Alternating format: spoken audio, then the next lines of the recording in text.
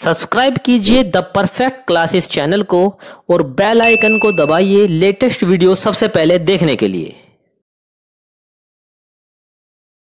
Hello student, the perfect classes में आप सभी का स्वागत है। शिक्षा निदेशालय राष्ट्रीय राजधानी क्षेत्र दिल्ली की वर्कशीट नंबर 1 डिस्कस करेंगे बच्चों।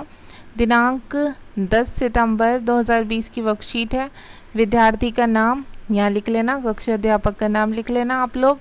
विषय है इस वर्कशीट का हिंदी और लाख की चूड़ियों के बारे में पढ़ेंगे हम। क्लास 8th के बच्चों की वर्कशीट है। तो स्टार्ट करते हैं बच्चों वर्कशीट।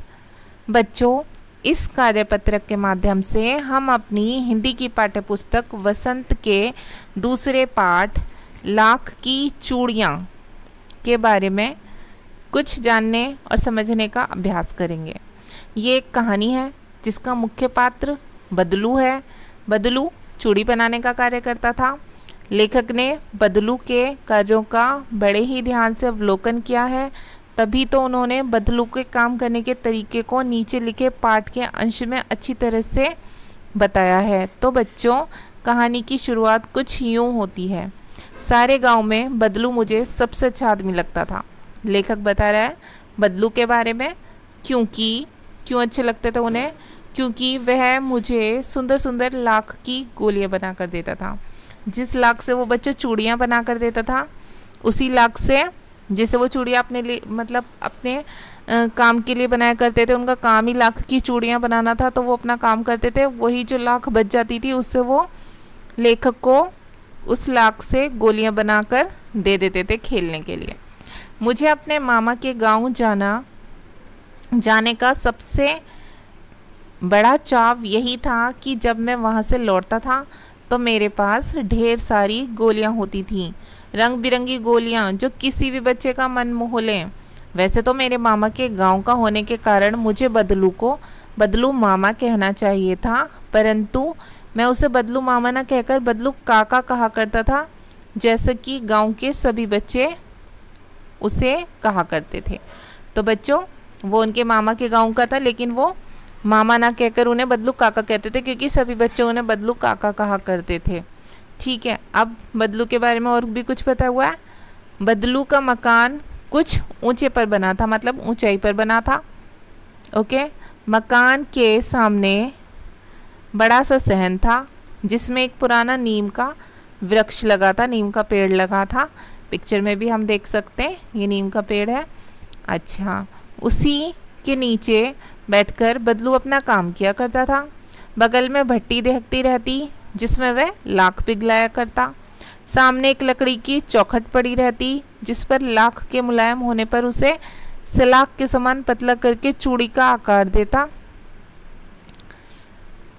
पास में 4-6 विभिन्न आकार की बेलनुमा मुंगेरियां रखी रहती थी, जो आगे से कुछ पतली और पीछे से मोटी होती है। मुंगेरियां होती हैं बच्चों लकड़ी, एक बेलन जैसी, बेलन के आकार की सी लकड़ी होती है जो आगे से पतली होती है और पीछे से मोटी होती है।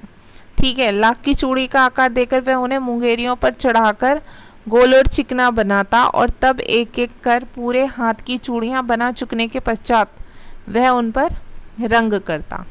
ठीक है, तो नए शब्द के बारे में सुन लीजिए। लाख क्या होता है? एक प्रकार का प्राकृतिक गोंद होता है बच्चों। सहन क्या होता है? सहन होता है दीवार आदि से घिरा हुआ स्थान, मतलब जो घर होता है और घर से लेकर दरवाजे के बीच में जो आंगन होता है उसे हम आंगन भी बोल देते हैं, घेरा भी, बाड़ा भी और सहन भी बोला जाता है उसे। मुंगेरियाँ क्या होती हैं? एक बेलन के आकार की ठोस लकड़ी का टुकड़ा होता है। स्टूडेंट्स, हम क्वेश्चन नंबर 1 देखेंगे। लेखक को मामा के घर जाना क्यों अच्छा लगता था? आपको छुट्टियों में किसके घर जाना अच्छा लगता है और क्यों? तो दोनों ही क्वेश्चंस के आंसर देंगे हम। ओके, तो क्वेश्चन नंबर 1 का आंसर देखते हैं। आंसर नंबर 1, लेखक को मामा के घर जाना बहुत पसंद था क्योंकि वहाँ पर बदलू काका लेखक की पसंद की लाख की गोलियाँ उसको बना कर देते थे। मुझे छुट्टियों में, दूसरे क्वेश्चन जो उसमें पूछा हुआ उसका आंसर है, मुझे छुट्टियों में मेरी नानी के घर जाना बहुत पसंद है क्योंकि वहाँ मेरे बहुत सारे मित्र हैं और मुझे वहाँ सब बहुत प्यार करते हैं। तो क्वेश्चन नंबर 2 देख लेंगे बच्चों। अब क्वेश्चन नंबर 2 है, प्रस्तुत पाठ में लाख से बनने वाली चूड़ियों का जिक्र किया गया है। क्या आप कुछ अन्य पदार्थों के नाम बता सकते हैं जिनसे चूड़ियाँ बनती हैं? तो हम क्वेश्चन नंबर 2 का आंसर लिख देंगे बच्चों। कुछ अन्य चूड़ियाँ, कांच की चूड़ियाँ, प्लास्टिक की चूड़ियाँ, धातु की चूड़ियाँ आदि। क्वेश्चन नंबर 3 देखेंगे। क्वेश्चन नंबर 3 है, क्या आपने किसी को घर में बदलू की तरह कोई सामान बनाते हुए देखा है? उसके बारे में अपने शब्दों में लिखिए।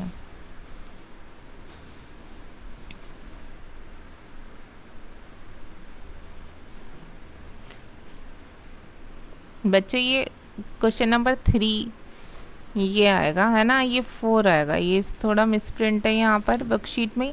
तो हम पहले 3 का आंसर देख लेते हैं। लेखक बदलू को मामा न कहकर काका क्यों बुलाता था? अनुमान लगाइए कि बच्चे अक्सर ऐसा क्यों करते हैं। तो इसका आंसर लिख देंगे हम क्वेश्चन नंबर 3 का। लेखक बदलू को मामा ना कहकर बदलू काका कहता था क्योंकि गांव के सभी बच्चे उन्हें बदलू काका कहते थे। बच्चे अक्सर ऐसा इसलिए करते हैं क्योंकि वह जिसका जो नाम सुनते हैं अधिकतर उसी नाम से उसे पुकारने लगते हैं। ओके स्टूडेंट्स, अब क्वेश्चन नंबर 4 देखेंगे। क्या आपने किसी को घर में बदलू की तरह कोई सामान बनाते हुए देखा है? उसके बारे में अपने शब्दों में लिखिए।